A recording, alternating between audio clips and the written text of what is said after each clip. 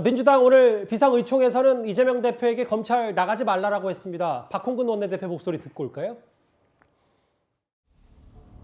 현 시점에서 당대표가 직접 출석해서 소환에 응해서 조사하는 것은 맞지 않고 서면 조사로 대처하는 것이 바람직하겠다는 뜻을 당대표께 저희는 적극 권유하기로 의견을 모았습니다.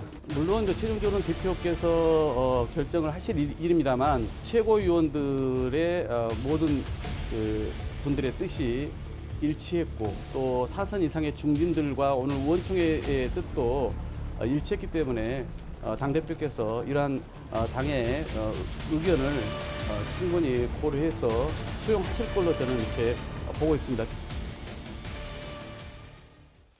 글쎄요, 최종적으로 이재명 대표가 어떤 선택을 할지. 근데 김원국 교수님, 이게 민주당 차원의 어떤 비위 혐의가 아니라 공직선거법 위반, 그러니까 그 허위사실 공표인데 당의 뜻을 생각해서 이재명 대표 검찰 나갈지 안 나갈 생각하겠다. 이게 어떻게 저희가 좀 받아들여야 되는 겁니까?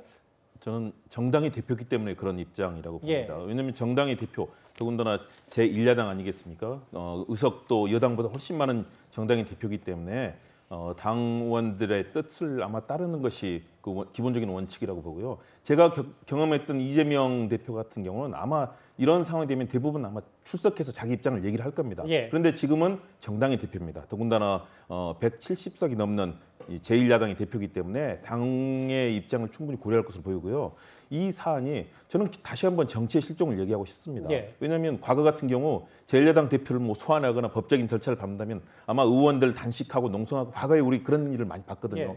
그런데 이런 상황, 결국은 추석을 민족 명절을 앞두고 야당과 이렇게 대결 전선을 형성하는 것들, 이것은 결국은 정치가 실종되고 법적인 갈등을 일으키면서 결국은 추석에서 여론전으로 또 가겠다는 그 흐름이 전 느껴지고요. 그것을 바로 한동훈 법무장관이 전쟁이라고 얘기했습니다.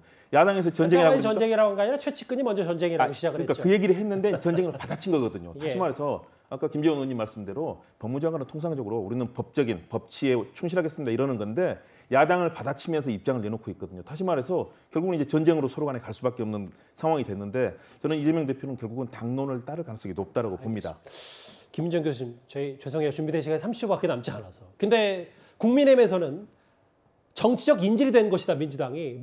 민주당이 이재명 대표 로펌이냐라고까지 비판했는데 어떻게 받아들이셨어요? 네, 좀 전쟁이란 표현을 썼는데 가장 먼저 쓴 사람이 나온 것이 최측근 비서죠. 네, 그렇습니다. 이재명 대표의 전화기를 통해서 나온 것이고 이것이 결국은 또 의총에서 의원들이 받아준 것이다 이렇게 볼 수 있고요. 그렇게 본다라고 하면 결국 우리가 그동안에 굉장히 우려해왔던 이 이재명 대표의 사법적 리스크가 민주당의 리스크가 돼버린 것이 아니냐 이렇게 생각이 됩니다.